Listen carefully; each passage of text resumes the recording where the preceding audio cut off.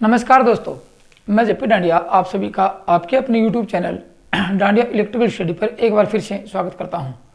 दोस्तों, आज के इस वीडियो में देखेंगे कि सिंगल फेज मोटर की घूमने की दिशा को कैसे बदला जाता है, क्या परिवर्तन करना पड़ेगा, किस किस के संयोजन बदलने पड़ेंगे या कुछ और मैकेनिकल आपको कुछ यांत्रिक युक्ति लगानी पड़ेगी या फिर किस प्रकार इसकी घूमने की दिशा को बदल सकते हैं।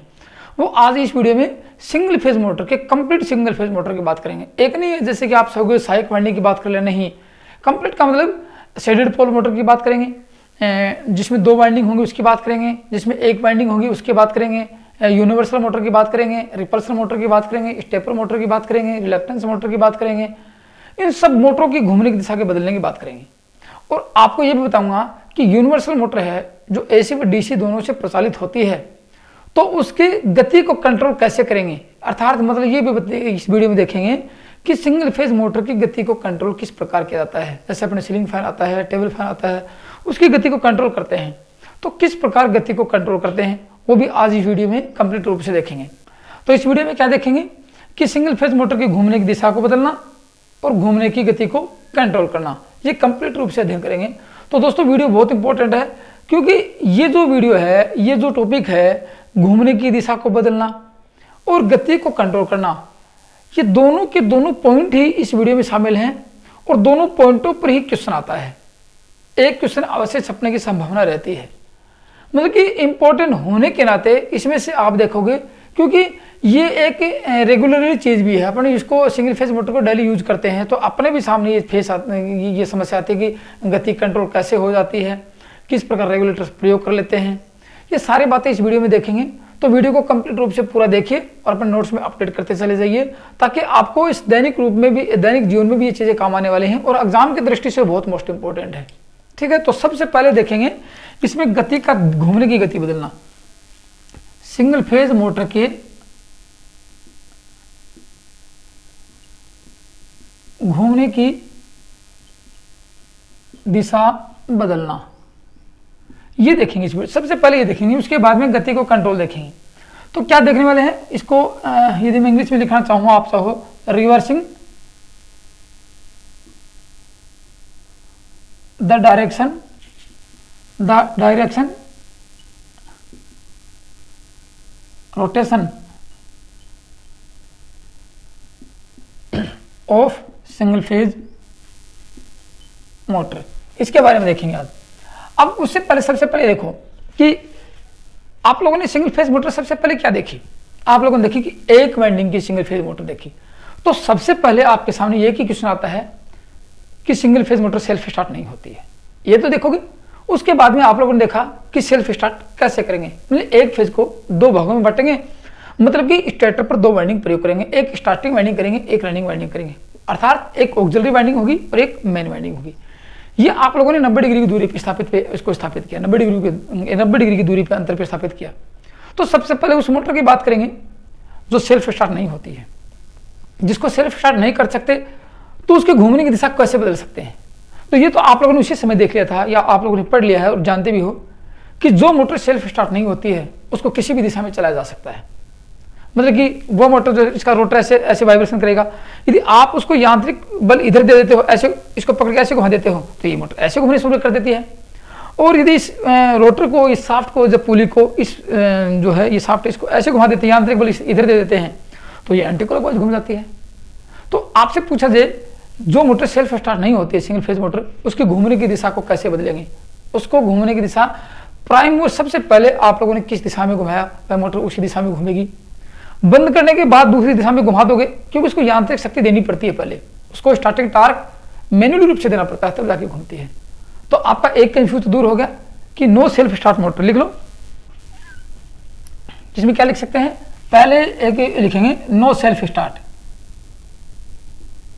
No self start single phase motor की घूमने की दिशा को कैसे बदलेंगे। तो लिख लें, इसको जिस भी दिशा में शुरुआती अवस्था में घुमाया जाता है वह उसी दिशा में घूम जाती है। ठीक है, ये तो इसकी घूमने की दिशा थी, इसको बदलने की आवश्यकता अपने आप ही बदलने वाली होती है, जिस दिशा में घुमाएंगे उसी दिशा में घूम जाएगी। दूसरी बात देखेंगे, जो मोटर सेल्फ स्टार्ट होती है उसके घूमने की दिशा का बदलना एक मोस्ट इंपॉर्टेंट पॉइंट आता है अपने सामने कि इसके घूमने की दिशा को कैसे बदलेंगे। और क्या परिवर्तन करने से इसमें क्या होने वाला है। तो आप लोगों ने ये देखा था कि जो मोटर सेल्फ स्टार्ट होती है उसमें 2 वाइंडिंग होती हैं। दूसरी बात किसकी करेंगे, सेल्फ स्टार्ट वाली मोटर की बात करेंगे। Self start single phase motor, इसकी बात करेंगे। अब self start single phase motor की घूमने की दिशा, चाहे आप पानी की मोटर देख लो, सीलिंग फैन, टेबल फैन, या और भी छोटी छोटी जो घरेलू उद्योग हैं या घरेलू कार्य हैं, सब में सिंगल फेज की मोटर होती हैं। तो पहले तो ये देखो कि मोटर है कौन से प्रकार की। आप लोग देखोगे इसमें यदि सेंट्रीफ्यूगल स्विच है तो आप लोगों को लग गया कि सेंट्रीफ्यूगल स्विच होने के नाते इसमें 2 वाइंडिंग होंगी। आपने को उससे मतलब नहीं है कि सेंट्रीफ्यूगल स्विच है या कैपेसिटर है, डबल कैपेसिटर है, सिर्फ अपने को मतलब है उस वाइंडिंग से, क्योंकि वाइंडिंग क्या करवाती है, चुंबक के फ्लक्स को घूमने वाला उत्पन्न करती है। तो सेल्फ स्टार्ट मोटर में सबसे पहले क्या होगा, 2 वाइंडिंग होंगी। क्या होंगी, 2 वाइंडिंग होंगी। एक तो होगी ऑक्सिलरी वाइंडिंग AU और एक होगी मेन वाइंडिंग MW। 2 वाइंडिंग होंगी ना, दोनों वाइंडिंग होंगी। तो इसका मतलब क्या होगा, इन दोनों वाइंडिंग का प्रयोग करने का मतलब घूर्णित चुंबकीय फ्लक्स स्थापित करना। घूर्णित फ्लक्स होगा, घूर्णित फ्लक्स ऐसे घूम रहा है तो मोटर की गति ये रहेगी, घूर्णित फ्लक्स ऐसे घूम रहा है तो मोटर की गति ये होगी। ये किसके ऊपर डिपेंड करता है, इन मोटर में धारा की दिशा पर डिपेंड करता है। समझ गए। तो आपको छोटा डायग्राम बना के दिखाऊं किस प्रकार इसके घूमने की दिशा को बदल सकते हो।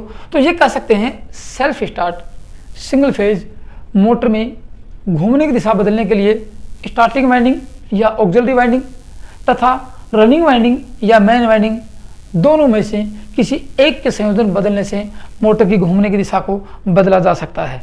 समझ गए मेरी बात। मैंने आपको बहुत धीरे बताया है कि single phase self start single phase motor के घूमने की दिशा बदलने के लिए स्टार्टिंग वाइंडिंग या रनिंग वाइंडिंग, दोनों में से किसी एक के संयोजन बदलने से मोटर के घूमने की दिशा को बदला जा सकता है। ये मैंने आपको यहाँ बताया। इससे संयोजन बदलने से होगा क्या, घूमने वाले चुंबकीय क्षेत्र की दिशा बदल जाएगी और जिस दिशा में चुंबकीय फ्लक्स घूमेगा उसी दिशा में मोटर घूमने वाली है। अब आपको संयोजन दिखाता हूँ किस प्रकार घूमने की दिशा बदल सकते हैं, उसको देखना आराम से। आप देखो कैसे आपके सामने क्या आएगा, फिर आपको वो बात ही बताऊंगा कि ऐसा करने से क्या नहीं होगा, वो काफी बार पूछा गया है, वो भी बताऊंगा आप लोगों को। सबसे पहले आप ये देखोगे 2 वाइंडिंग है, 90 डिग्री की दूरी के अंतर पर स्थापित है वाइंडिंग, ठीक है ना। अब होगा क्या उससे, देखो पहले मैं आपको रोटर दिखा देता हूँ। देखो ये आप लोगों का क्या है, रोटर मान लेते हैं, ठीक है। मैं आपको 3 डायग्राम दिखाऊंगा, तीनों डायग्राम से आपको बिल्कुल साफ स्पष्ट नजर आ जाएगा कि क्या कहने वाले हैं और क्या करने वाले हैं यहाँ पे। ये आप लोगों का रोटर है, कैसा, गिलहरी पिंजरा प्रकार का रोटर है, ठीक है। अब आप लोगों को मैंने ये बताया था कि यहाँ पे 2 वाइंडिंग होंगी, एक होगी ऑक्सिलरी वाइंडिंग, एक होगी रनिंग वाइंडिंग या मेन वाइंडिंग। ये मान लीजिए कि ऑक्सिलरी वाइंडिंग है, ये आप लोगों की रनिंग वाइंडिंग है, ठीक है। कैसे थी आप लोगों को उसी में मैंने बताया था। ये आपका क्या है, ये सेंट्रीफ्यूगल स्विच है। स्प्लिट फेज मोटर की बात कर रहा हूँ यहाँ पे, न कि कैपेसिटर लगाया है। एक वाइंडिंग आपकी, ये एक मोटर ये रहेगी। अब इसमें क्या देंगे, सिंगल फेज AC देंगे। अब सपोज कीजिए आपका रोटर है ये, अब मैं इसके नामांकन कर देता हूँ। देखो यहाँ पे ये आपका रहेगा Z1 Z2 U1 U2। और से देखना, ये आपकी होगी स्टार्टिंग वाइंडिंग या ऑक्सिलरी वाइंडिंग मान लेते हैं, स्टार्टिंग वाइंडिंग लिख देता हूँ, एक ही बात है। ये आप लोगों ने डायग्राम देखा, स्प्लिट फेज मोटर को पढ़ा था तब समझा था। और ये आपकी रहेगी रनिंग वाइंडिंग। ये क्या है, रनिंग वाइंडिंग लिख देता हूँ यहाँ पे, ये आपकी रनिंग वाइंडिंग है। ये सीधे ही सप्लाई से संयोजित होती है। ये सेंट्रीफ्यूगल स्विच का CFS लिख देता हूँ शॉर्टकट में, CFS सेंट्रीफ्यूगल स्विच। इसके कार्य प्रणाली यहाँ पढ़ाने की जरूरत नहीं है। मेरे कहने का मतलब ये रहेगा, इस मोटर में दोनों वाइंडिंग क्या करेंगी, दोनों वाइंडिंग चुंबकीय फ्लक्स को घुमाएंगे। मान लीजिए कि आपका चुंबकीय फ्लक्स ये घूम रहा है, ये क्या है, ये चुंबकीय फ्लक्स ये चुंबकीय फ्लक्स घूम गई, ये क्या है φS, स्टेटर का चुंबकीय फ्लक्स है। किस दिशा में है, ये क्लॉकवाइज दिशा में घूम रहा है। तो मोटर की घूमने की गति क्या रहेगी, मोटर की घूमने की गति DOR ये रहेगी, DOR डायरेक्शन ऑफ रोटेशन, ये क्लॉकवाइज होगी। ये क्या है, क्लॉकवाइज है। DOR क्या है, इसकी क्लॉकवाइज है। एक आपके सामने डायग्राम ये है जो कि सिंपल सर्किट से या सिंपल रूप से ये क्लॉकवाइज दिशा में घूम रही है। अब मैंने आपको ये बात बताई थी कि दोनों वाइंडिंग में से या तो इसमें या फिर इसमें, दोनों में से किसी एक का संयोजन बदल दो। संयोजन का मतलब देखो Z1 U1 से जुड़ा है, Z1 U1 से जुड़ा है, या फिर U1 भी सप्लाई इसके इससे P से जुड़ा है, Z1 P से जुड़ा है, और ये सिरा यहाँ पे N से जुड़ा है और ये CFS के द्वारा N से जुड़ा है। मैं दूसरा डायग्राम दिखाता हूँ, फिर आपको 3 डायग्राम बनाऊंगा यहाँ पे। दूसरे डायग्राम में क्या लिखने वाले हैं, क्या देखेंगे, ये देखो, ये मान लीजिए कि आपका क्या रहेगा, वो ही रोटर रहने वाला है। कौन सा रोटर है, गिलहरी प्रकार का रोटर है। यही मोटर दिखाने वाला हूँ आपको यहाँ पे। अब आपके सामने यहाँ 2 वाइंडिंग रहेंगी, कौन सी रहेगी, वही ऑक्सिलरी वाइंडिंग, ये आपकी ऑक्सिलरी वाइंडिंग, ये आपका CFS सेंट्रीफ्यूगल स्विच ये हो गया, और एक वाइंडिंग आपकी ये रहेगी, ये कौन सी है, ये रनिंग वाइंडिंग है। संयोजन किसके बदलने हैं, दोनों में किसी एक के बदलने। मान लीजिए कि अब के बार में सबसे पहले रनिंग वाइंडिंग के संयोजन बदल देता हूँ, ठीक है ना, किसके बदलेंगे, रनिंग वाइंडिंग के संयोजन बदल देता हूँ। ये आपकी सप्लाई होगी यहाँ से ये, और ये होगी आपकी सप्लाई सिंगल फेज AC की बात कर लेते हैं, ठीक है। और ये आपका क्या था, मैंने मिटा दिया इसे, CFS था ये। तो ये भी क्या है, CFS सेंट्रीफ्यूगल स्विच। ये Z1 है और ये Z2 है, ये U1 है और ये U2 है। संयोजन क्या नहीं बने अब तक। और ये आपका रहेगा रोटर, कौन सा, स्क्वायरल केज रोटर रहेगा। ये आपकी स्टार्टिंग वाइंडिंग लिख लेना, क्योंकि स्टार्टिंग वाइंडिंग को Z1 Z2 से दर्शाते हैं। और ये आपकी रनिंग वाइंडिंग रहेगी आपकी। ये दोनों मैंने आपको पूरा स्वरूप देखा है। बदलना किसका, देखो अब बदलना है कि इस वाइंडिंग के इस सिरे को, देखो इस वाइंडिंग के इस सिरे को, ये सिरा आपको लिखूंगा, ये यहाँ से इसको ऐसे यहाँ संयोजित करना है, और इस वाइंडिंग के इस सिरे को यहाँ पे संयोजित करना है। अब सपोज कि किसके सिरे बदले मैंने यहाँ पे, मैंने सिर्फ रनिंग वाइंडिंग के सिरे बदले हैं, रनिंग वाइंडिंग के संयोजन बदल दिए हैं और कुछ नहीं किया मैंने यहाँ पे। तो इस प्रकार संयोजन बदल देने से क्या होगा, ये U1 कहाँ जुड़ा, देखो पहले Z1 के साथ U1 था, लेकिन अब U2 Z1 के साथ कहाँ जुड़ गया, ये U2 जुड़ा है, U2 Z1 के साथ जुड़ा है, ये हो गया आपका U2। और ये U1 कहाँ जुड़ा है, U1 यहाँ जुड़ा है, जुड़ गया ना, ये संयोजित हो गया। अब क्या होगी, इसकी घूमने की गति, इसका चुंबकीय फ्लक्स कैसे घूमेगा, अब गौर से सुनना, इसका चुंबकीय फ्लक्स गति ये रहेगी, ये होगी आपकी फाई S। और मोटर की घूमने की गति कैसे घूमेगी, अब मोटर घूमेगी आपकी ऐसे, ये DOR, ये आपकी DOR डायरेक्शन ऑफ कैसे होगी, एंटी क्लॉकवाइज होगी। कैसे होगी, एंटी क्लॉकवाइज घूम रही है, ये DOR। तो इसका मतलब ये हुआ कि आप लोगों ने रनिंग वाइंडिंग के संयोजन बदले तो मोटर की घूमने की दिशा बदली। क्यों बदली, क्योंकि इसका चुंबकीय फ्लक्स घूमने वाला है, उसकी गति बदल गई, तो मोटर की घूमने की गति भी बदल चुकी है। तो आपका एक शब्द पूरा हो गया कि रनिंग वाइंडिंग के संयोजन बदल देने से घूमने की दिशा बदल जाती है। तो अब क्या स्टार्टिंग वाइंडिंग के संयोजन बदलें, तीसरा डायग्राम देखेंगे, उसमें आपको समझ में आएगा। ये आपका तीसरा डायग्राम रहेगा। ये मान लीजिए मैं आपको मोटर दिखा देता हूँ, ये आपका दिखा दिया मैंने रोटर। रोटर कौन सा है, स्क्वायरल केज प्रकार का है। जो भी होगा, जिस मोटर में दो वाइंडिंग होंगी उसके घूमने की दिशा बदलने के लिए यही सबसे बेस्ट इलाज है, बेस्ट तरीका है, और कोई तरीका नहीं है, ठीक है। ये आपका होगा रोटर। अब मैं आपको वो दोनों वाइंडिंग दिखा देता हूँ जिसके संयोजन बदलने वाले हैं। आपकी एक वाइंडिंग ये दिखा दी, आपको थोड़ी रेस्ट बना देता हूँ इसके। एक वाइंडिंग आपकी ये रहेगी, दूसरी वाइंडिंग का संयोजन देखो यहाँ से, माना कि ये आपकी दूसरी वाइंडिंग है।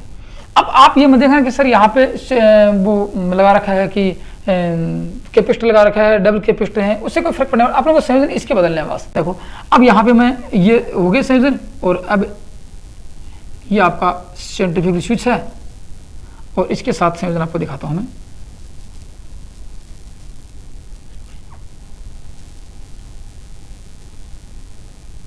ये होगी आपकी सिंगल फेज AC, ठीक है। अब समझने का मतलब आपका ये मेरे कहने का मतलब ये था कि पहले Z1 U1 के साथ था, लेकिन यहाँ Z1 U2 के साथ जुड़ गया।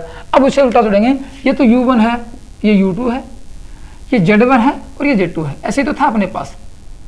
संयोजन कैसे बदलने हैं, इस प्रकार संयोजन बदलने हैं कि Z2 को U2 के साथ जोड़ देंगे, ये जोड़ दिए यहाँ पे इसके साथ, और इसको उठा के यहाँ जोड़ेंगे, जुड़ गया। अब इसका कहने का मतलब ये हो गया कि यहाँ पे आप लोगों ने स्टार्टिंग वाइंडिंग के संयोजन बदले हैं, और इस संयोजन को यहाँ पूरा कर देंगे, बदल गए। अब इससे क्या होगा, आपका चुंबकीय फ्लक्स घूमने वाला हो जाएगा। कैसे होगा चुंबकीय फ्लक्स, ये घूमेगा चुंबकीय फ्लक्स, ये यहाँ से घूमना शुरू करेगी, यहाँ से ऐसे। ये आपका होगा फाई S। बोलो फाई S की डायरेक्शन बदली, क्यों बदली। आप लोगों ने सबसे पहले क्या है, आप लोगों ने ऐसे भी प्रश्न आ सकता है, रनिंग वाइंडिंग या स्टार्टिंग वाइंडिंग की धारा में परिवर्तन करने से क्या होगा। रनिंग वाइंडिंग व स्टार्टिंग वाइंडिंग में धारा के परिवर्तन क्या होगा। रनिंग वाइंडिंग में धारा का परिवर्तन कर दिया जाए तो मोटर में क्या परिवर्तन होगा, मोटर में क्या प्रभाव पड़ेगा, मोटर की घूमने की दिशा बदल जाएगी। स्टार्टिंग वाइंडिंग में धारा की दिशा बदल दी जाए तो क्या होगा, मोटर की घूमने की दिशा बदल जाएगी। दोनों में से अब आपको वो करने समय दोनों की बदल देंगे तो क्या होगा। अब यहाँ आप समझ गए होंगे, ये कौन सी वाइंडिंग थी आपकी, स्टार्टिंग वाइंडिंग थी आपकी, ये आपकी थी स्टार्टिंग वाइंडिंग, और ये आपकी थी रनिंग वाइंडिंग।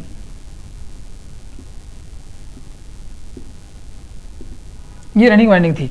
अब आप समझो इसकी घूमने की दिशा क्या होगी, इस मोटर की घूमने की दिशा भी एंटी क्लॉकवाइज होगी। ये हो गई आपकी एंटी क्लॉकवाइज, DOR हो गई। ये कैसी हुई, एंटी क्लॉकवाइज हुई। तो यहां मैं लिख दूं एंटी क्लॉकवाइज, बदल गई, इसकी DOR होगी, एंटी क्लॉकवाइज DR होगी इसकी। मतलब अब आप कह सकते हैं कि दोनों में से किसी भी एक वाइंडिंग के संयोजन बदल देने से या किसी भी एक वाइंडिंग में धारा की दिशा बदल देने से मोटर के घूमने की दिशा को बदला जा सकता है। लेकिन नोट लगाने वाली बात यह आती है, क्या दोनों के संयोजन साथ बदल दें?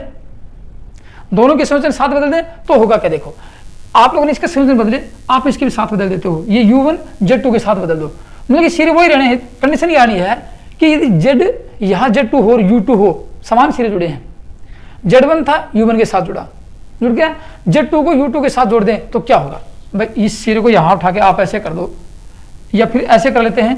मैं एक डायग्राम और बना के दिखा देता हूँ छोटा सा आपको, जैसे इस प्रकार कर लें। ये आपकी मोटर की वाइंडिंग दिखाता हूँ। ये माना कि आपकी ये वाइंडिंग है और एक वाइंडिंग आपकी ये है। सपोज करना इस वाइंडिंग को पहले ये ऐसे संयोजित थी, ये सेंटीफिक ऐसे संयोजित थी और ये आप लोगों ने सप्लाई दे रखी थी। ये वाइंडिंग Z1 थी और ये Z2 थी और ये U1 है और ये U2 है, उनके समान सिरे जुड़े हैं। अब आप इस प्रकार से संयोजन कर रहे हो कि Z1 को इसके साथ ऐसे संयोजित कर दो और Z2 को उठा के यहाँ कर दो, ठीक है ना, और इसको उठा के आप यहाँ कर दो और इसको उठा के आप यहाँ कर दो। ये तो मतलब क्या हुआ कि यहाँ Z2 आया और यहाँ U2 आया, ठीक है ना, और ये U बन गया और ये Z बन गया, मतलब उल्टे सिरे बदल गए आप लोगों के। तो Z समान सिरे जुड़ गए, इसका मतलब क्या कि जो आपका चुंबकीय फ्लक्स जिस दिशा में घूमना था उसी दिशा में घूम के रह जाता है।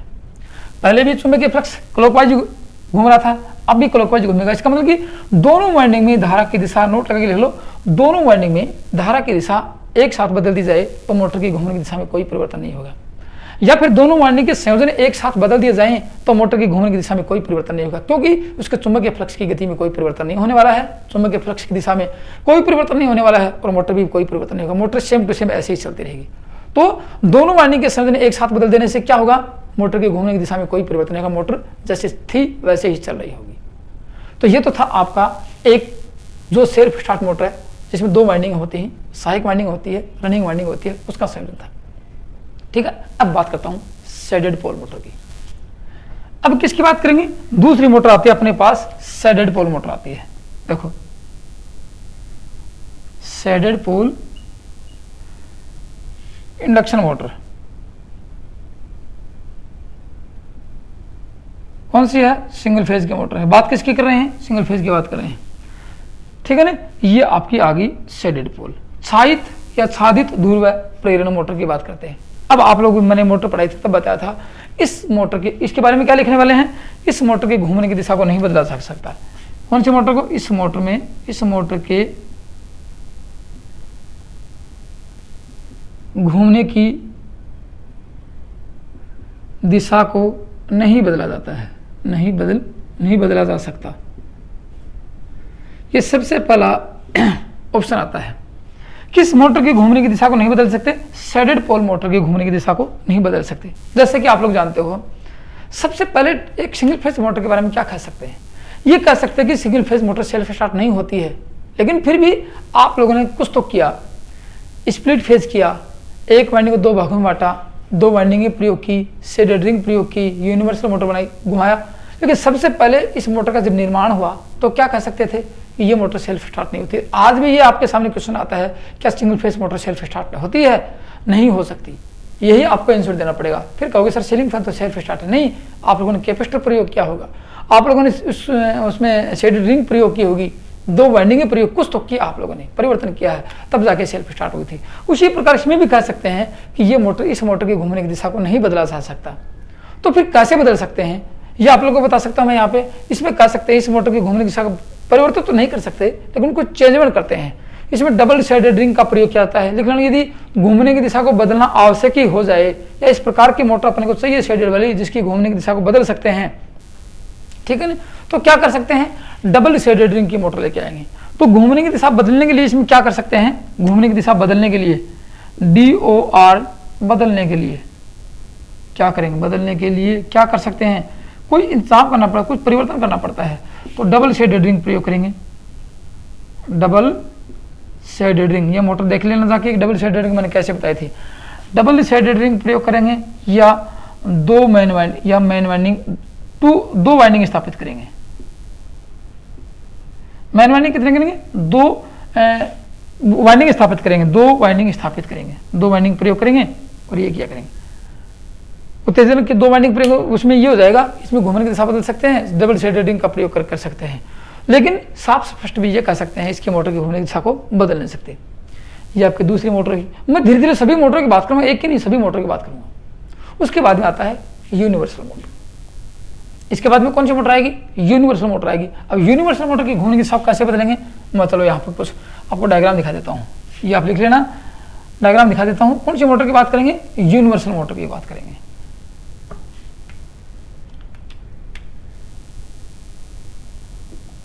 इसमें से आपके पास काफी क्वेश्चन आएंगे। इस यूनिवर्सल मोटर को हिंदी में क्या कह सकते हैं? सार्वत्रिक मोटर कह सकते हैं, सार्वभौमिक मोटर कह सकते हैं। यूनिवर्सल मोटर के बाद इसके घूमने की दिशा कैसे बदलेंगे, अब आप लोग सब जानते हो। यूनिवर्सल मोटर पढ़ी है आप लोगों ने, नोट्स बनाए हैं, आपको ध्यान होगा।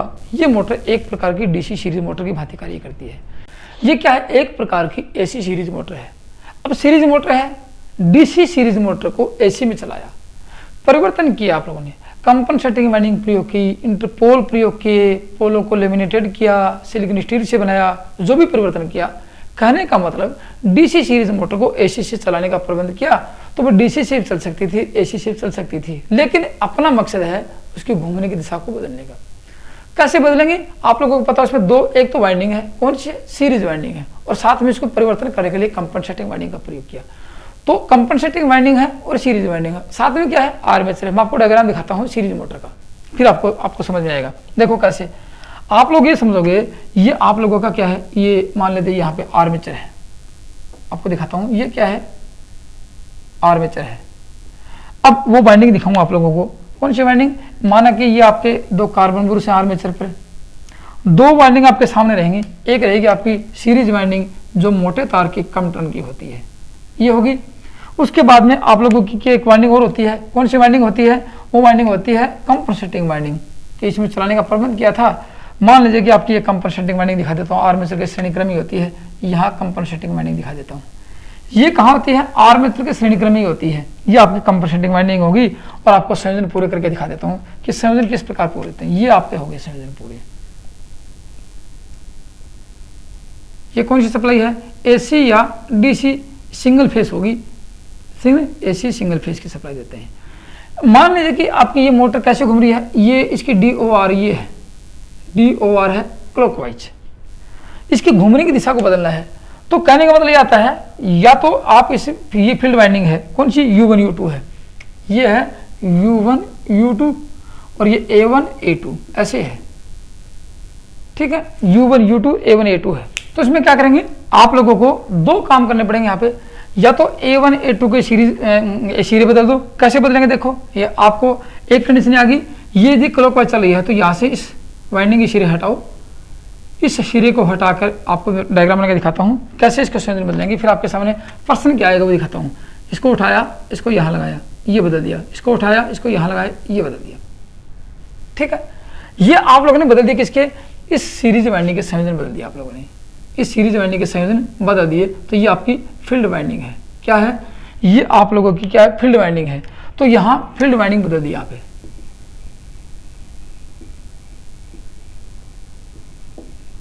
तो क्या लिख सकते हैं? यूनिवर्सल मोटर की घूमने की दिशा बदलने के लिए फील्ड वाइंडिंग के संयोजन बदल दिए जाते हैं, तो वह मोटर एंटी क्लॉकवाइज घूमना शुरू कर देती है, ठीक है। अब एक तो यह थी, फिर ये कर सकते हैं दूसरी कंडीशन, यदि आप इसको नहीं बदलते हो, कंडीशन देखना, आपने इसको नहीं बदला फील्ड वाइंडिंग को, और सेम टू सेम ऐसे ही रखा आप लोगों ने, सेम टू सेम यही रखा आप लोगों ने, तो अब इसके संयोजन बदल सकते हैं। यहाँ से इसको उठाएंगे और इसको बदल देंगे। कैसे बदलेंगे आपको दिखाता हूँ। देखो, मैं इस प्रकार बदला जा सकता है इसको कि A1 को यहाँ बदलेंगे और इसके साथ बदल देंगे, और A2 को यहाँ बदल के इस वाइंडिंग के साथ लगेंगे। बोलो किसके सिरे बदले? इस प्रकार करेंगे तो मोटर एंटी क्लॉकवाइज घूम जाएगी, DOR घूम जाएगी। पहले भी इसके बदले तो भी एंटी क्लॉकवाइज चली थी, इसके बदल दिए तो भी एंटी क्लॉकवाइज होगी। तो अब आप लोगों ने बदल दिए आर्मेचर के सिरे, तो ये कर सकते हैं यूनिवर्सल मोटर के घूमने की दिशा बदलने के लिए आर्मेचर के सिरों को बदला जा सकता है। आर्मेचर के संयोजन बदलकर आप यूनिवर्सल मोटर के घूमने की दिशा को बदल सकते हो। इसमें ये लिख सकते हैं, तो क्या लिख सकते हैं, वाइंडिंग के संयोजन में, वाइंडिंग फील्ड वाइंडिंग लिख देता हूं, फील्ड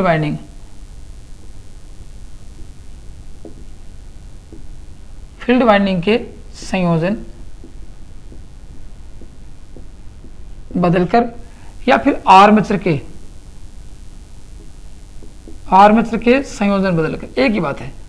या फिर प्रश्न ये भी आ सकता है आर्मेचर में धारा की दिशा बदलकर, क्योंकि इसके संयोजन बदलेंगे तो धारा जैसे ऐसे जा रही थी तो अब ऐसे जाएगी, फिर घूम के वापस ऐसे आएगी, और सीधे करेंगे तो सीधी चली जाएगी। संयोजन बदलकर, या फिर आपके सामने धारा बदलकर भी आएगी नाम, एक ही बात है, संयोजन बदलो से धारा बदलो, ये दोनों कंडीशन हो सकती हैं। लेकिन आपको दो चीजें याद रखनी पड़ेंगी। यदि यूनिवर्सल मोटर में घूमने की दिशा बदलने के लिए दोनों को एक साथ बदल दिया जाए, किसको, फील्ड वाइंडिंग और आर्मेचर के सिरों को एक साथ बदल दिया जाता है, तो मोटर की घूमने की दिशा में कोई परिवर्तन नहीं होता है। ठीक है ना, मोटर के घूमने की दिशा में कोई परिवर्तन नहीं होता है। ये नोट लगा के लिख लेना, इसमें यहां जैसे यहाँ लिखा था कि फील्ड वाइंडिंग और आर्मेचर वाइंडिंग, आर्मेचर और फील्ड या दोनों के सिरे को एक साथ बदल दिया जाए तो मोटर की घूमने की दिशा में क्या परिवर्तन होगा, कोई परिवर्तन नहीं होगा। तो आप लिख लो, दोनों के सिर संयोजन एक साथ बदल देने से, एक साथ परिवर्तित कर देने से, या दोनों में धारा की दिशा एक साथ बदल देने से मोटर की घूमने की दिशा में कोई परिवर्तन नहीं होता है। आगे समझ में एक चीज और याद रखना, एक कुछ स्पेशल बातें हैं। आप लोगों ने इस किसके, ये कंपनसेटिंग वाइंडिंग लगा रखी है, क्या है, कंपनसेटिंग वाइंडिंग, हमने आपको नाम लिखा है, कल लिख दो कंपनसेटिंग वाइंडिंग।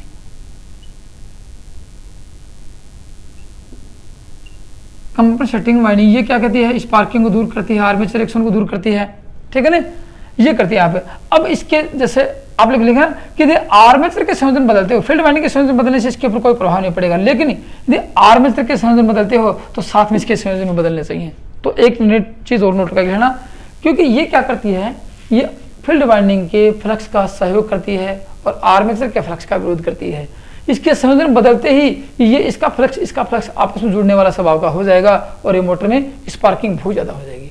इसलिए आर्मेचर वाइंडिंग में धारा की दिशा बदलने के साथ साथ, लिख लेना, इस मोटर में आर्मेचर वाइंडिंग में धारा की दिशा बदलने के साथ साथ, या फिर आर्मेचर वाइंडिंग के संयोजन बदलने के साथ साथ कंपनसेटिंग वाइंडिंग में भी धारा की दिशा बदल देनी चाहिए, अन्यथा लोड के ऊपर मोटर में बहुत अत्यधिक स्पार्किंग हो जाएगी। ठीक है, अन्यथा लोड के ऊपर मोटर में बहुत अत्यधिक स्पार्किंग हो जाएगी, जो किसकी एफिशिएंसी और दक्षता को प्रभावित करेगी। ये थी आपकी यूनिवर्सल मोटर में घूमने की दिशा को बदलना। सभी बातें बताइए। अब उसके बाद में क्या बचता है, रिपल्सन मोटर बचती है, जो भी सेल्फ स्टार्ट होती है। रिपल्सन मोटर की घूमने की दिशा को कैसे बदलेंगे, आप लोगों को पता है। Repulsion motor same to same ऐसी तो थी। आपको रिपल्सन मोटर का डायग्राम दिखाता हूं मैं, फिर आपको समझ में आएगा रिपल्सन मोटर कैसी थी। रिपल्सन मोटर में क्या था, दो तो थे पोल, आपके यहां लिख देता हूं, ये दो पोल थे, ऐसे थे। ध्यान होगा, आप लोगों ने पढ़ी है, पूरी मोटर पढ़ लिया आप लोगों ने मेरे से, तो ध्यान तो जरूर होगा आप लोगों को कि यहाँ पे क्या होता है। जैसे ये दो मोटरें हैं, ये दो ये स्टार्टर है, स्टार्टर पे क्या है, ये वाइंडिंग है, और यहाँ पे क्या था बीच में, ये पे था आपका कम्यूटेटर, कम्यूटेटर पर आर्मेचर, आर्मेचर पर कम्यूटेटर था, और कम्यूटेटर पर ये सेगमेंट थे, ये सेगमेंट थे। उसके बाद में क्या था, उसके बाद में यहाँ पे तक कार्बन ब्रुश थे, जो कि 20 से 30 डिग्री के अंतर पर स्थापित किए थे, आप लोगों को ध्यान होगा, ये यहाँ पे शॉर्ट किए थे, ये था ना। तो यहाँ पे दो अक्षिस थे, मैं फिर आपको थोड़ा याददाश्त दिला देता हूँ। एक अक्षिस था मैग्नेटिज्म की फ्लक्स का, एक अक्षिस था कार्बन ब्रुश का, दोनों के बीच में एक कोण था जिसको अल्फा कोण दिखाया था आप लोगों को, अल्फा कोण। तो यहाँ पे इस बुरसों की स्थिति चेंज करके, बुरसों की स्थिति इस मैग्नेटिक अक्ष से, ये मैग्नेटिक अक्ष किसका था, ये मैग्नेटिक अक्ष चुंबकीय था, और ये बुरसों का मैग्नेटिक अक्ष, ये बुरस का मैग्नेटिक अक्ष में है, ठीक है। और ये किसका था, इसका, यहां से इस बुरसों की कोण बदलकर आप घूमने की दिशा को बदल सकते हो। तो इस मोटर के बारे में क्या लिख सकते हैं, ये मोटर कौन सी है, इस मोटर का नाम है रिपल्सन मोटर।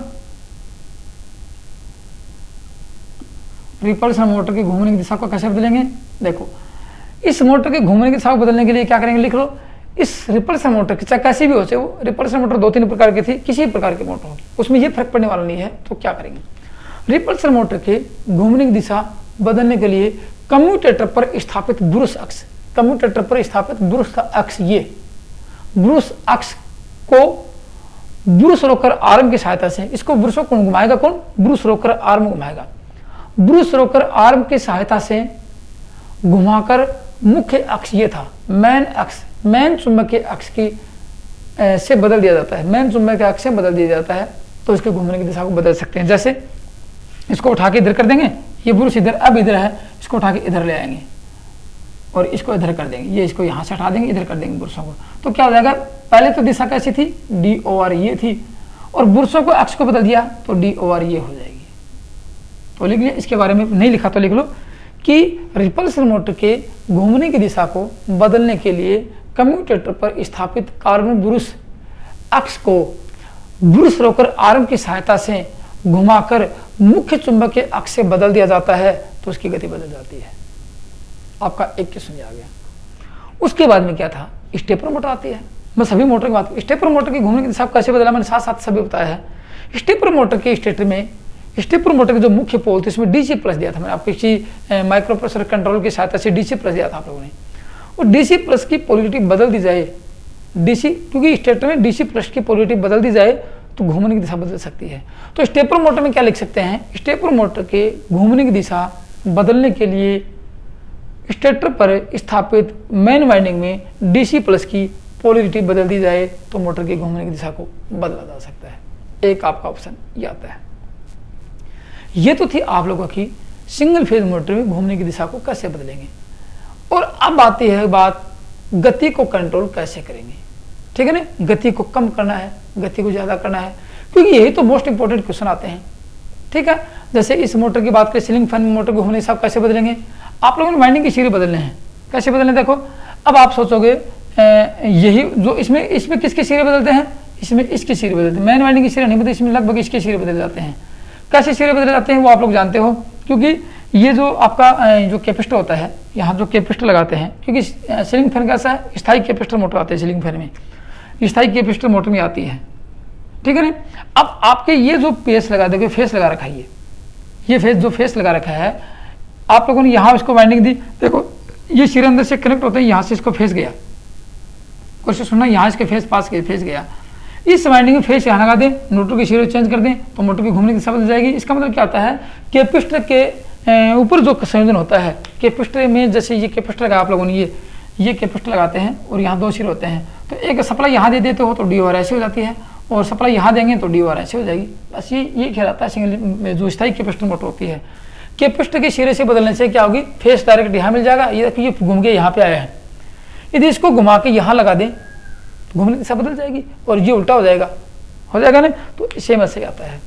अब आपको बताता हूँ घूमने की गति को कंट्रोल कैसे करेंगे। सभी मोटर की बात करेंगे, तो सबसे पहले किसकी बात करेंगे? क्योंकि इस मोटर की बात कर लेंगे तो ये मोटर साथ आ जाएगी। तो सबसे पहले बात करते हैं यूनिवर्सल मोटर की बात करते हैं। एसी सीरीज मोटर की घूमने की गति को कंट्रोल करेंगे। तो अब अपना मुख्य पॉइंट आता है यूनिवर्सल मोटर, इस मोटर की बात करेंगे क्योंकि डायग्राम बना हुआ है ना, इस मोटर की घूमने की गति को कंट्रोल करना है। किसको करेंगे? यूनिवर्सल मोटर की।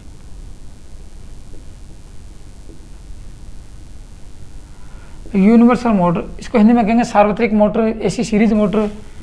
यूनिवर्सल मोटर का गति नियंत्रण, यूनिवर्सल मोटर का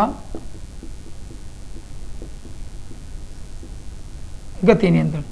और ये मोटर कैसी है? सोचो, ये मोटर कैसी है? एक प्रकार की एसी सीरीज मोटर है। कहने का मतलब डीसी सीरीज मोटर को एसी से चला गया है। तो आप डीसी सीरीज मोटर की गति कंट्रोल देखो या फिर एसी सीरीज मोटर का गति कंट्रोल देखो, कोई परिवर्तन होने वाला नहीं है। सेम वही कंडीशन यहाँ पे आएंगी। तो उन कंडीशनों को आज दोबारा दोहरा लेते हैं कि यहाँ किस किस के द्वारा इस मोटर की घूमने की गति को कंट्रोल कर सकते हैं। देखो पहली विधि की बात करते हैं। मैं आपको डायग्राम दिखा देता हूँ, कुछ तो आपके सामने डायग्राम है, यही डायग्राम मैं आपको यहीं दिखा देता हूँ। देखो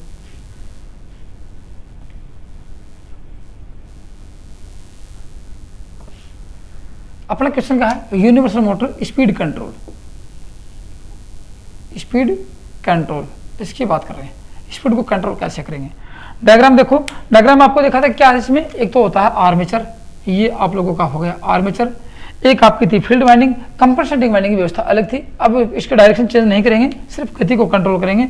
तो फिर कैसे करेंगे, देखो ये आपके हो गए 2 कार्बन ब्रूस, ये हो गया आपका A1, ये हो गया A2 और ये कार्बन ब्रूस ऐसे कर दिया। डायग्राम देखेंगे कैसे इस मोटर की गति को कंट्रोल करेंगे। एक होती है सीरीज वाइंडिंग जो मोटे तार की कम टर्न की होती है, ये होगी सीरीज वाइंडिंग, ठीक है। अब इसमें संयोजन करो, इसमें संयोजन कैसे कर सकते हैं, ये आप लोगों का हो गया आर्मेचर और ये होगी आपकी मोटर। अब कई बार कंपनसेटिंग वाइंडिंग नहीं दिखाऊंगा आप लोगों को मैं, ये आपका हो गया सर्किट। यहाँ क्या दिया, AC या DC, AC में दिया होगा तो सिंगल फेज दिया होगा, DC में प्लस माइनस दे सकते हैं, ये थे यहाँ पे। अब इसमें क्या कर सकते हैं, इसमें लिखने वाले हैं सीरीज रियोस्टेट विधि आती है। इस विधि, पहली विधि का नाम क्या लिखेंगे, इस मोटर की गति कंट्रोल करने के लिए पहली विधि आएगी सीरीज रेजिस्टेंस या फिर सप्लाई वोल्टेज कंट्रोल करके, लिख लो नाम इसमें सीरीज रियोस्टेट, सीरीज रेजिस्टेंस लिख सकते हैं, सीरीज रेजिस्टेंस या अप्लाइड वोल्टेज। सप्लाई वोल्टेज तो जो दे रहे हैं, अप्लाई वोल्टेज कंट्रोल मेथड। श्रेणी रेजिस्टेंस तथा सप्लाई वोल्टेज को कंट्रोल विधि आती है, सप्लाई वोल्टेज की कंट्रोल विधि आती है। अब आप लोग इतना जानते हो वोल्टेज को कंट्रोल कैसे कर सकते हैं, वोल्टेज को कम ज़्यादा कैसे कर सकते हैं, रिहोस्टेट लगा के कर सकते हैं। कहाँ लगाएंगे, सीरीज में लगाएंगे, किसके, मोटर की सीरीज में। मोटर के सर्किट आपके सामने 2 हैं, तो यहाँ आप लोग लगा सकते हो किसमें, सीरीज में रिहोस्टेट लगा सकते हो। ये हम इस मोटर के सीरीज में रिहोस्टेट लगा देते हैं, ये लग गया रिहोस्टेट, आर लग गया। बोलो कहाँ लगा है, सीरीज में लगा है। तो अब इससे क्या होगा, ये माना कि इसमें 220 वोल्टेज आप लोगों को दिए हैं, तो इसमें क्या जाएगा, 210 वोल्टेज आ सकता है, 200 वोल्टेज हो सकता है, 190 वोल्टेज हो सकता है।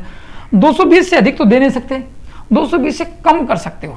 अब आप लोगों ने इसमें कम किया, वोल्टेज जो ही कम हुआ इसमें मतलब कि जो गति है वो कम होगी। पहले माना कि ये 10,000 RPM चल रही थी, 10,000 RPM चल रही थी, अब ये 5,000 भी हो सकती है, 3,000 भी हो सकती है। अपनी मतलब मर्जी अनुसार इसमें स्पीड को कंट्रोल कर सकते हो, ठीक है। तो पहली विधि आती है मोटर के सीरीज में रेजिस्टेंस या प्रयोग करके या फिर सप्लाई वोल्टेज को नियंत्रित करके। तो मोटर के सीरीज में रियोस्टेट प्रयोग कर आप मोटर की गति को कंट्रोल कर सकते हो, ठीक है ना। और इसमें होगा क्या, कुछ एनर्जी लॉस जरूर होगा, उसमें ऊर्जा की हानि, क्योंकि ये क्या करेगा, उस ऊर्जा खपत करेगा, विद्युत ऊर्जा की खपत करेगा। क्योंकि रेजिस्टेंस क्या करता है, वोल्टेज ड्रॉप करता है, तो धारा प्रवाह जिसमें हो रही है तो यहाँ ऊर्जा की खपत होगी, पावर कंज्यूम करता है, तो आपका एनर्जी लॉस बढ़ा देगा ये। लेकिन आपको तो गति कंट्रोल करनी है, एनर्जी लॉस से क्या मतलब है, एनर्जी लॉस होता है उस गति से बदले में तो होने दो, लेकिन गति कंट्रोल हुई। इस विधि का प्रयोग कहाँ करते हैं, देखो कहाँ करते हैं आप लोग देखोगे, सिलाई मशीन देखिएगा आप लोगों ने, जो पैर से दबाकर ऐसे चलाते हैं, पैर से दबा के गति को कम कर लेते हैं, ज़्यादा कर लेते हैं, ऐसे दबाते हैं, पैर से ऐसे दबाते हैं, फिर ऐसे कर लेते हैं, या फिर चलती रहती है लगातार, ऐसे पैर को ऊंचे नीचे मैंने करते रहते हो, तो क्या होता है, मोटर की गति कम ज़्यादा होती है, सिलाई मशीन की गति कम ज़्यादा होती है। अधिकतर वहाँ इस मोटर का प्रयोग, इस विधि का प्रयोग किया जाता है। तो पूछा जाए आपसे, सिलाई मशीन की गति कंट्रोल करने के लिए क्या करते हैं मोटर की सीरीज में, यहाँ क्या होता है, ये जो होता है ना, यहाँ से इसको दबाएंगे तो इसमें रेजिस्टेंस का मान कम ज़्यादा होगा, कुछ नहीं होने वाला, रेजिस्टेंस कम ज़्यादा होगा और मोटर की गति कम ज़्यादा होती चली जाएगी। तो अधिकतर इस विधि का प्रयोग कहाँ करते हैं, यूज कहाँ करते हैं, यूनिवर्सल मोटर में फुट पेंडल, फुट पेंडल क्योंकि पैर से दबाकर चलने वाली फुट पेंडल सिलाई मशीन,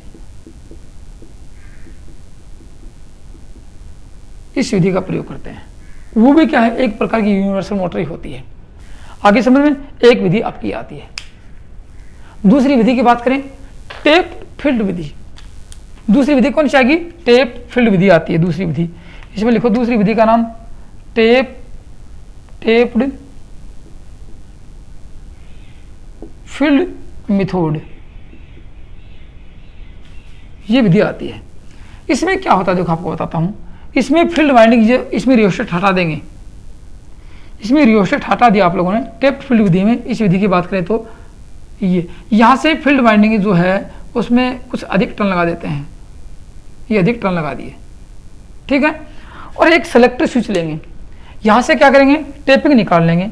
कहाँ से, यहाँ से टेपिंग निकाल लेते हैं। माना कि एक टेपिंग आपकी ये निकाली और एक टेपिंग आपकी ये निकाली, 3 टेपिंग निकाल लेते हैं, एक ये निकाली और एक टैपिंग ये निकाल ली। सिलेक्टिव स्विच आपका यहाँ होगा, ठीक है ना, और यहाँ से इसको सप्लाई नहीं देंगे, सप्लाई चेंज कर देंगे यहाँ से। सिलेक्टिव स्विच आपका यहाँ होगा, ये आपकी एसी सप्लाई होगी और ये सप्लाई इसको मिलेगी यहाँ से, एसी प्लस होगा, डीसी प्लस होगा, एसी सप्लाई होगी, जो भी होगी यहाँ से मिलेगा, और यहाँ से ये जाएगा सिलेक्टिव स्विच ऐसे। तो ये तो स्पीड होगी हाई, ये होगी मीडियम और ये होगी लो। लो, मीडियम, हाई, 3 ये स्टेप हम करते हैं। तो ये क्या करेंगे, जैसे सिलेक्टिव स्विच को यहाँ से घुमाएंगे, पहले यहाँ पे है, यहाँ पे है, और एक इसका ऑफ बटन आता है यहाँ पे, यहाँ इसको यहाँ कर देंगे तो ये ऑफ हो जाएगा, ऑफ, और ऑफ करके यहाँ ले जाएंगे तो मीडियम, क्योंकि पूरी की पूरी वाइंडिंग किस में गई है, पूरी की पूरी वाइंडिंग श्रेणी क्रम, यहाँ से इसको सेलेक्ट करते हैं, पूरी वाइंडिंग श्रेणी क्रम में आती है। 1 2 3 4 5 6 चक्कर मारे, 6 चक्कर किस में आ गए, श्रेणी क्रम में आ गए। तो जो टर्नों की संख्या बढ़ती है तो फ्लक्स का मान बढ़ता है, और फ्लक्स का मान बढ़ता है तो गति घटती है। आपको पता है डीसी मोटर की गति, इस मोटर की गति की बात करें n समानुपाती EB/φ होती है। फ्लक्स का मान बढ़ेगा, गति घटेगी। फ्लक्स का मान कैसे बढ़ेगा, या तो धारा बढ़ेगी या टर्नों की संख्या बढ़ेगी। यहाँ टर्नों की संख्या बढ़ रही है, फ्लक्स का मान बढ़ रहा है, मोटर की गति, स्पीड क्या हो जाएगी, स्पीड डाउन हो जाएगी। यहाँ करेंगे तो टर्नों की संख्या कम होगी, कम होती फ्लक्स, ठीक है ना, टर्नों की संख्या कम होगी, कम होती फ्लक्स घटेगा, घटेगा तो स्पीड बढ़ेगी। यहाँ क्या करेंगे, टर्नों की संख्या और कम होगी, फ्लक्स क्या करेगा, घटेगा, स्पीड और बढ़ जाएगी। ये था आपका ये सिस्टम। तो ये इस विधि का प्रयोग कहाँ करते हैं, इस विधि का प्रयोग घरेलू मिक्सर देखा आप लोगों ने, बटन दबाते हैं, सिलेक्टिव स्विच कैसे से मिक्सी आता है, जूसर मिक्सर ब्लेंडर आता है, वहाँ कौन सी विधि का प्रयोग करते हैं, वो भी क्या है, एक प्रकार की यूनिवर्सल मोटर आती है। पहले ड्रिल मशीन आती है, अभी ड्रिल मशीन है जिसको बटन को धीरे धीरे दबाता है तो मोटर की गति धीरे धीरे उठती है। तुमने क्या है, उसमें रेजिस्टेंस विधि का प्रयोग किया।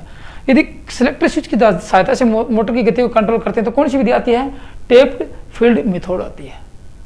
इस विधि का प्रयोग कहाँ करें, लिख ले सकते हैं इस विधि में।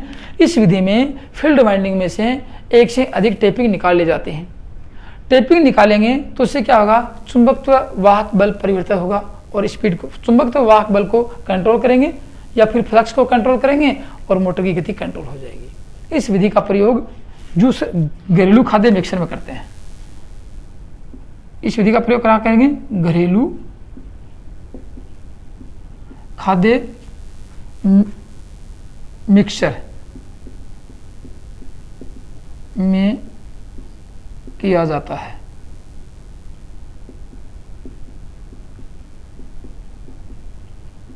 कौन सी का, टेप्ड फील्ड विधि का प्रयोग किया जाता है, ठीक है ना, और इससे क्या होगा, फ्लक्स कंट्रोल होगा। लिख सकते हैं टेप्ड फील्ड से मोटर में फ्लक्स को, पहले एमएफ को कंट्रोल करते हैं, एमएफ से क्या होता है, फ्लक्स कंट्रोल होता है और मोटर की गति कंट्रोल हो जाती है। ये आपके सामने फॉर्मूला रहेगा। देखो अब आती है तीसरी विधि, यूनिवर्सल मोटर के लिए तीसरी विधि आती है जिसको कह सकते हैं सेंट्रीफ्यूगल स्विच मेथड। तीसरी विधि का नाम क्या आएगा, सेंट्रीफ्यूगल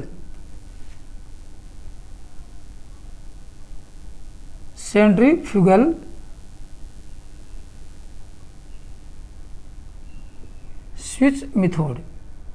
इसमें क्या होगा, देखो सेंट्रीफ्यूगल का मतलब यहां इसमें सेंट्रीफ्यूगल स्विच प्रयोग किया जाएगा। अब सेंट्रीफ्यूगल स्विच क्या करेगा, सेंट्रीफ्यूगल स्विच के साथ और क्या लगाएंगे, तो देखो इस सर्किट में आपको मैं अलग से सर्किट दिखा देता हूं, इस मोटर का अलग से सर्किट दिखा देता हूं कि इसमें क्या होता है। जैसे आप लोग जानते हो, एक होता है यहाँ पे आपको आर्मेचर, या आपका आर्मेचर हुआ, और आर्मेचर के साथ क्या हुए, 2 कार्बन ब्रूस लग गए, और इसके साथ और क्या लगता है, एक सीरीज फील्ड वाइंडिंग लगती है। माना कि आपकी ये सीरीज फील्ड वाइंडिंग होगी और इसके संयोजन, और ये आप लोगों की मैंने वो वाइंडिंग नहीं दिखाई है, कौन सी, कंपनसेटिंग वाइंडिंग नहीं दिखाई मैंने आप लोगों को, और ये आपकी आ गई AC प्लस DC या फिर सिंगल फेज AC। उसके बाद कर लेते हैं इसमें सेंट्रीफ्यूगल स्विच कहाँ लगाएंगे। आपके सामने यदि इस विधि का नाम आ जाता है कि यूनिवर्सल मोटर की स्पीड कंट्रोल करने के लिए निम्न में से किस विधि का प्रयोग किया जाता है, तो पहली विधि और सीरीज रेजिस्टेंस या वोल्टेज कंट्रोल विधि, दूसरी विधि टेप्ड फील्ड विधि, और तीसरी आती है, ये आपकी फुट पेंडल थी पैर से दबने वाली, और तीसरी विधि आपकी क्या आती है, सेंट्रीफ्यूगल स्विच। इस विधि में सेंट्रीफ्यूगल कहाँ लगाते हैं, तो लिखना इस विधि में सेंट्रीफ्यूगल स्विच मोटर के श्रेणी क्रम में लगाया जाता है। ये आपका हो गया सेंट्रीफ्यूगल स्विच, ठीक है ना। कैसे लगा, अब सेंट्रीफ्यूगल स्विच कैसे कार्य करता है, ये सेंट्रीफ्यूगल फोर्स के सिद्धांत पर कार्य करता है। तो उसको सेंट्रीफ्यूगल फोर्स बाहर से कहाँ लगेगा, तो इस प्रकार से इसमें लीवर की व्यवस्था होती है कि अंदर से लीवर आएगा, लीवर 75% घूमने के बाद या मोटर अपनी पूर्ण गति निर्धारित गति से अधिक गति प्राप्त करती है तो लीवर दबता है और लीवर बाहर से मूवमेंट करता है। तो इस पर मैं आपको लीवर की व्यवस्था दिखा देता हूँ। यहाँ से लीवर की व्यवस्था होती है इसमें, इस प्रकार इसमें से लीवर की व्यवस्था होती है। कहाँ से? अंदर से। ये हो गया आपका लीवर। ये क्या है? लीवर है ये, कि मोटर के अंदर से आएगा जो सेंट्रीफ्यूगल फोर्स के द्वारा मूवमेंट करेगा और इसको हिला दबाएगा और ये स्विच ऑफ हो जाएगा। एक व्यवस्था होती है। अब देखो इसके प्रॉब्लम क्या लगाते हैं, यहाँ समझ लो कि इसके समानांतर में, इस सेंट्रीफ्यूगल स्विच के समानांतर में एक तो कैपेसिटर लगाया जाता है। क्यों? अभी बताऊंगा क्यों लगाते हैं। एक इसके बराबर में लगाते हैं रजिस्टेंस, ये लगाया रजिस्टेंस। दो चीज़ें लगाई आपकी, यहाँ सी और ये CFS और ये R, दो चीज़ें लगाई। इसके बारे में लिख क्या सकते हैं, देखो क्या लिख रहे हैं इसके बारे में, CFS, इसमें लिख लो CFS मोटर के सीरीज में, मोटर के सीरीज में लीवर की सहायता से लगाया जाता है।